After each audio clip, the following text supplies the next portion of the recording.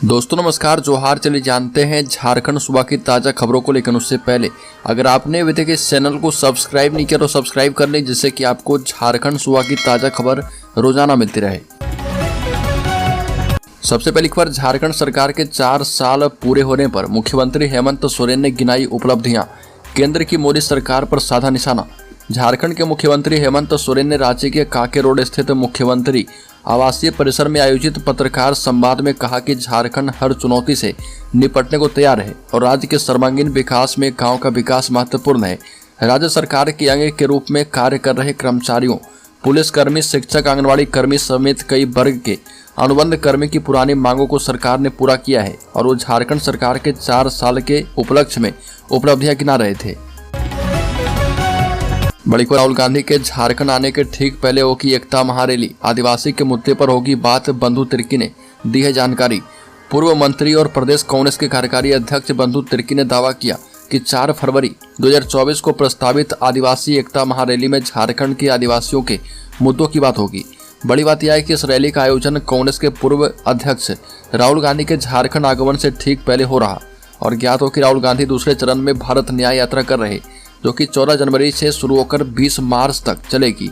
इस दौरान राहुल गांधी 14 राज्य से होकर जाएंगे और झारखंड में उनका आगमन फरवरी माह में होगा। अगली खबर, राज्य के मुख्यमंत्री हेमंत सोरेन ने कहा कि हमें डरा धमकाकर कोई भी काम नहीं करवा सकता है। अगर कोई प्यार से पेश आए तो अपना सिर भी काट कर दे दूं।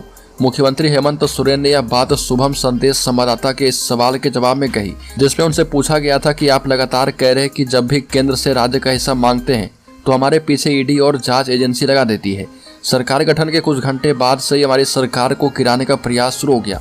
क्या इंडिया गठबंधन का हिस्सा बनने के बाद आपको डरा धमकाकर गठबंधन से दूर रहने का दबाव तो नहीं बनाया जा रहा? हेमंत सोरेन ने कहा कि वह गुरुजी के पुत्र और झारखंड आंदोलन की उपज है और अगर कोई यह समझ रहा कि वह डरा धमकाकर कुछ करा लेगा तो वह मुगालते में जी रहा। बड़ी खबर, राज्य में बिजली टैरिफ बढ़ोतरी के प्रस्ताव का जमकर विरोध, 6,333 करोड़ का राजस्व गैप वितरण निगम।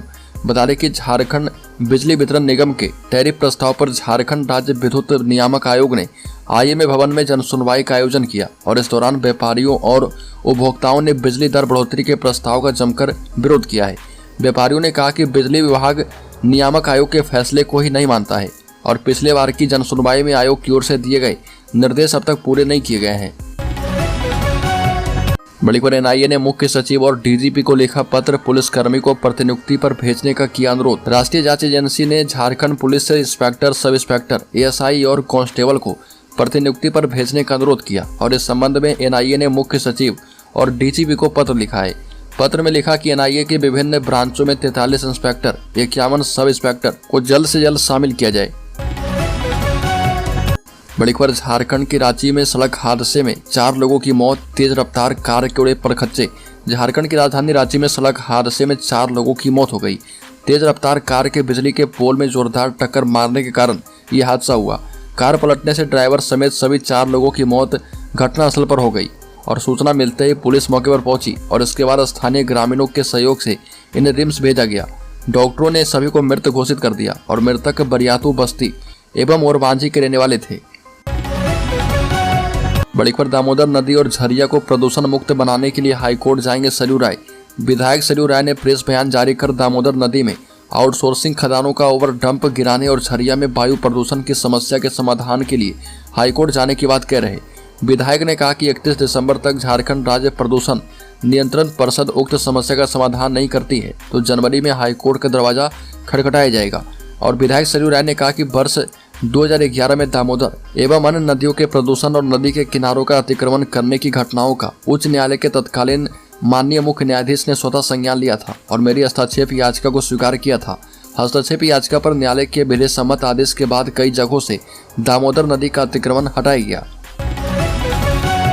अगली खबर, मांगे पूरी नहीं होने पर 1 जनवरी से हड़ताल पर जाएंगे पीडीएस डीलर। बता दें कि पाकुड़ शहर के लड्डू बाबू आम बागान में India fair price dealer federation के आह्वान पर बैठक आयोजित की गई और बैठक में जिले भर के जन वितरण प्रणाली के दुकानदारों ने भाग लिया।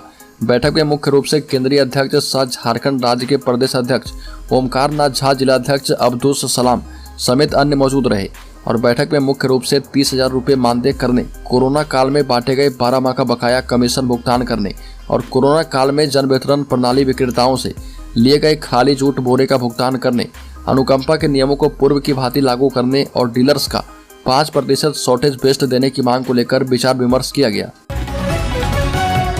बड़ी खबर, झारखंड के 10 जिलों में एसपी आवास, डीएसपी ऑफिस, थाना एवं टीओपी का किया जाएगा निर्माण।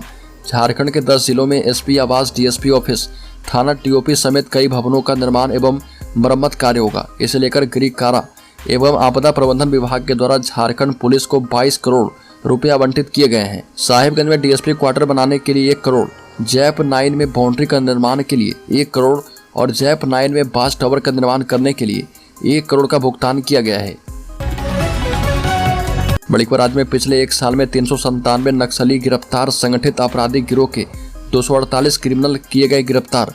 झारखंड पुलिस के लिए साल 2023 सफलताओं से भरा रहा और जनवरी 2023 से लेकर 20 दिसंबर 2023 तक झारखंड के विभिन्न जिलों में कुल 397 नक्सली को गिरफ्तार किया गया और झारखंड में सक्रिय संगठित आपराधिक गिरोह के कुल 248 अपराधी गिरफ्तार किए गए।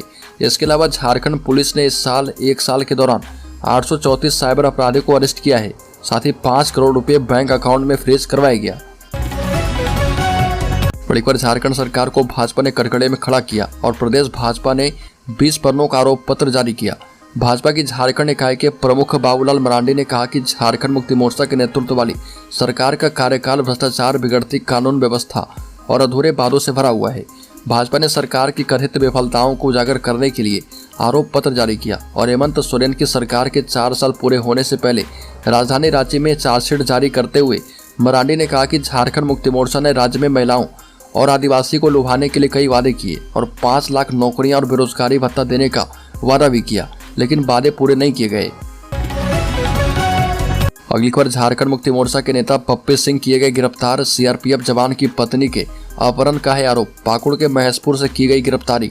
गिरिडीह के सीआरपीएफ जवान की पत्नी के अपहरण मामले में मुफस्सिल थाना पुलिस ने झारखंड मुक्ति मोर्चा नेता और जमीन कारोबारी पप्पी सिंह को अरेस्ट कर लिया है और जेल भेज दिया है। मुफस्सिल थाना पुलिस की टीम ने आरोपी पप्पी सिंह को पुलिस वाहन में बिठाकर सबसे पहले कोर्ट लेकर पहुंची और कोर्ट में पेश करने के बाद उसे मेडिकल जांच करवाने के लिए सदर हॉस्पिटल लाया गया। मेडिकल जांच करवाने के बाद उसे न्यायिक हिरासत में भेज दिया गया है।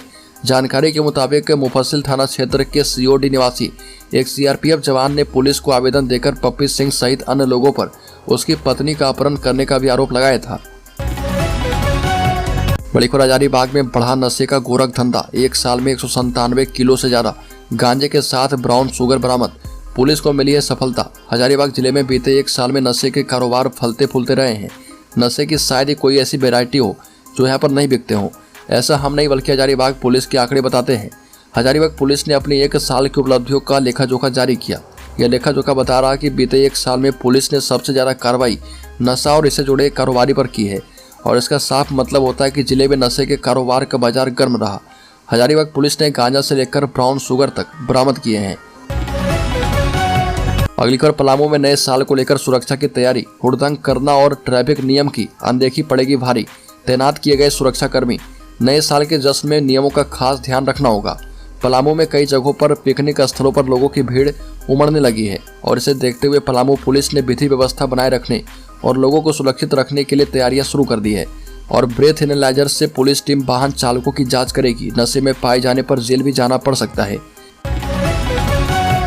अगली खबर, देवघर के पंडा और पुरोहितों के मन में लंबे समय से डर था कि देवघर में कॉरिडोर बनेगा तो उनके मकान भी टूटेंगे। देवघर में 1.5 साल पहले प्रधानमंत्री मोदी एयरपोर्ट का उद्घाटन करने आए थे और बाबा मंदिर में दर्शन भी किया था। उस वक्त से ही पंडा समाज में इसकी चर्चा तेज थी और उन्हें आशंका थी कि देवघर में कॉरिडोर बनेगा तो पुरोहित के सैकड़ों मकान तोड़े जाएंगे।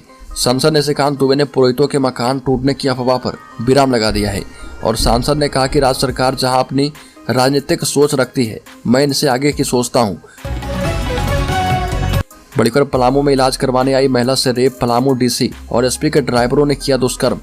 पलामू में बड़ी वारदात हुई है। जिले के डीसी और एसपी के ड्राइवर ने एक महिला के साथ सामूहिक दुष्कर्म की घटना को अंजाम दिया। शहर थाना पुलिस ने तत्काल कार्रवाई करते हुए डीसी के ड्राइवर धर्मेंद्र और एसपी के ड्राइवर प्रकाश को अरेस्ट कर लिया है। धर्मेंद्र डीसी का स्कॉट गाड़ी चलाता था और जबकि प्रकाश एसपी आवास की गाड़ी चलाता था। एसपी का ड्राइवर प्रकाश जो है सुबह 6 बजे के करीब डाल्टनगंज स्टेशन के पास मॉर्निंग वॉक कर रहा था और इसी दौरान ट्रेन से उतरी एक महिला ने उससे रिचार्ज के दुकान के बारे में पूछा। प्रकाश ने अपने मोबाइल फोन से ही महिला के फोन का रिचार्ज कर दिया और ड्राइवर ने महिला से रिचार्ज का पैसा भी लिया। महिला पलामू की रहने वाली है और डॉक्टर से इलाज करवाने के लिए मेदिनीनगर आई थी। बड़ी खबर राज्य में हेमंत सरकार के 4 साल पूरे, मुख्यमंत्री ने गिनाई उपलब्धियां।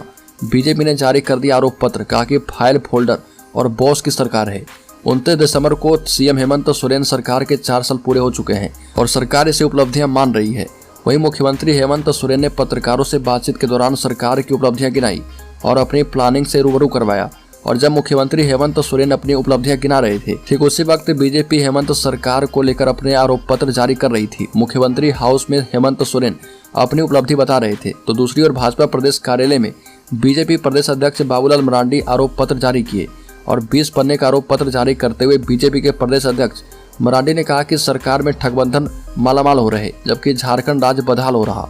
हेमंत सोरेन की सरकार पर जमकर हमला किया और कहा कि राज्य गठन के बाद यूपीए गठबंधन की सरकार 10 साल रही। इन 10 सालों में हेमंत सरकार के लिए कानून व्यवस्था, विकास, रोजगार कभी मुद्दा रहा ही नहीं। जितने दिनों तक शासन किया, राज्य को कलंकित